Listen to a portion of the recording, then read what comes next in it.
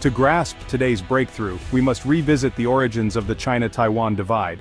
In 1949, after the Chinese Civil War, Mao's communists established the People's Republic of China on the mainland, while Chiang Kai-shek's nationalists retreated to Taiwan, forming the Republic of China.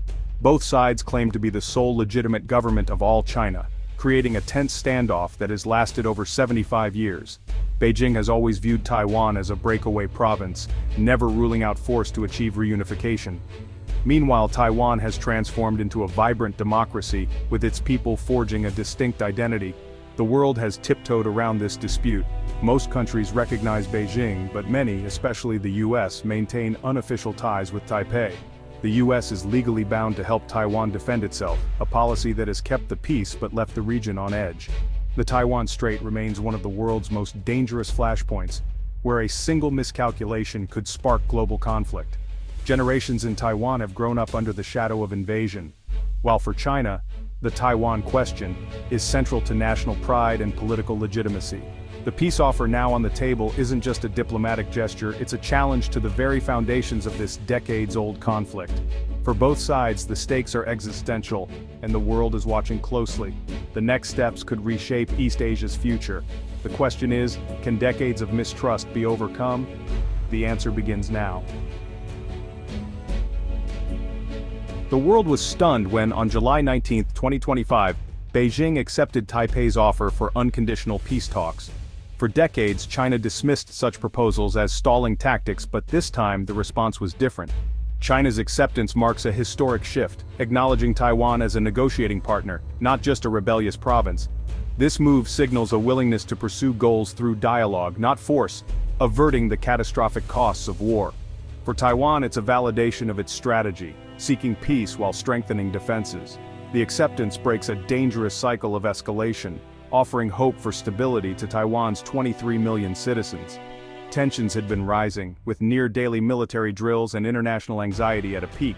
Now, the immediate risk of conflict has dropped, replaced by a cautious optimism. The world's eyes are on Beijing and Taipei as they open a new chapter. The peace process is fragile, but the opportunity is real. Both sides face immense pressure to deliver. The next steps will test their resolve and the world's patience. The stakes have never been higher. With the shock fading, the real challenge begins. Setting the rules for dialogue. Both sides must agree on who negotiates, what's discussed, and what the talks aim to achieve. Even the smallest details, meeting locations, official titles, carry deep symbolic weight. Initial meetings will likely involve diplomats in a neutral city, building trust before high-level talks. Early wins, like restoring military hotlines, can build momentum and reduce the risk of accidental clashes. Practical cooperation on climate, health, or crime offers quick, visible benefits, yet the core issue of sovereignty looms over everything. Taiwan wants talks as equals. China frames them as internal. Both may agree to set aside the sovereignty question for now, focusing on practical progress. Success depends on careful choreography and mutual restraint. The world will judge the process by its first steps. The framework built now will shape everything that follows. Words alone won't ease decades of military tension. Actions must follow. The first real sign of progress, both sides scaling back military activities in the Taiwan Strait. China would halt provocative drills and pull back warplanes and ships from the median line.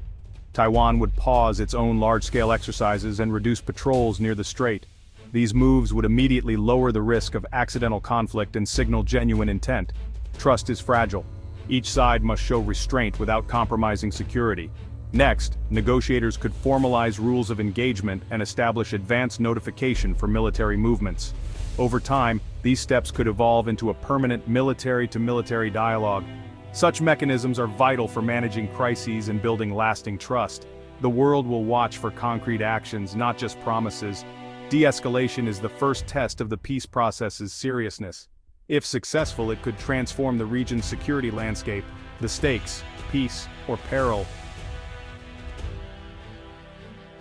Economic ties between China and Taiwan are already deep, but peace could take integration to a new level. A comprehensive trade and investment agreement could reduce barriers and create new opportunities for both sides. Taiwan would gain greater access to China's vast market.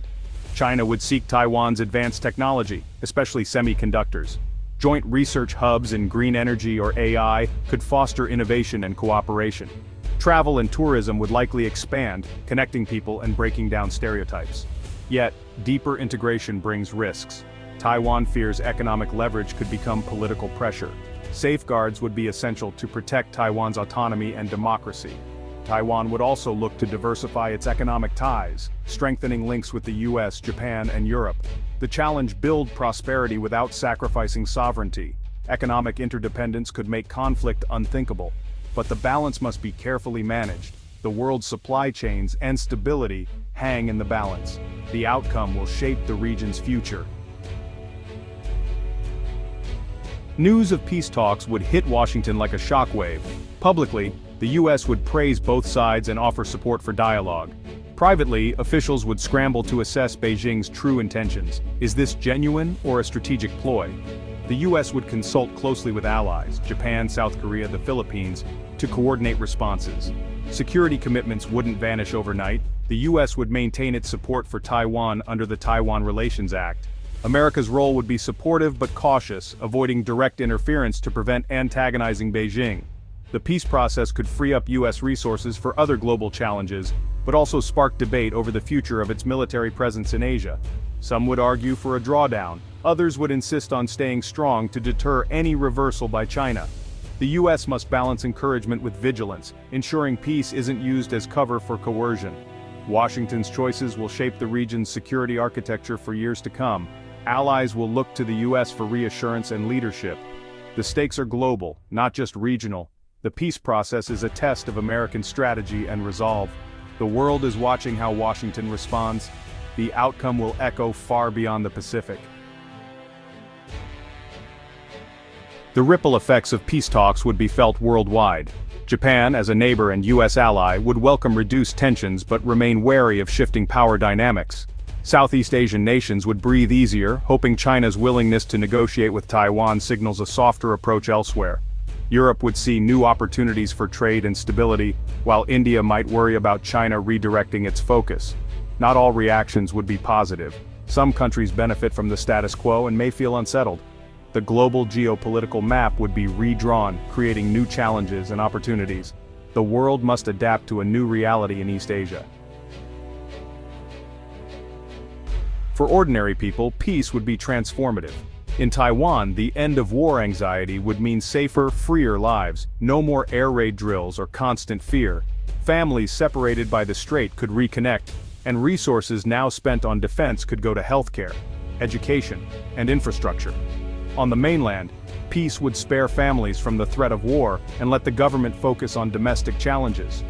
Globally, stable supply chains, especially for semiconductors, would keep economies humming and products affordable.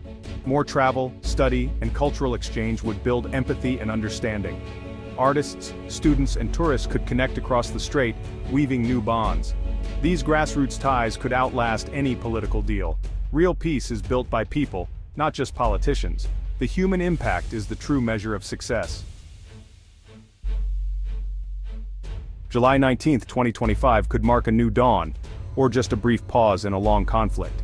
The promise of peace is real, but so are the obstacles. Deep mistrust, hardliners, and unresolved questions of sovereignty. Progress will be slow, with setbacks and crises inevitable. Success depends on political courage, compromise, and managing public expectations. The international community, especially the US, must support the process and help maintain stability. Whether this is the start of lasting peace or a false start remains to be seen. The journey is just beginning, and the stakes are enormous. For the first time in generations, the future is open. Hope, not conflict, could define the next chapter. The world is watching, and the outcome will shape history.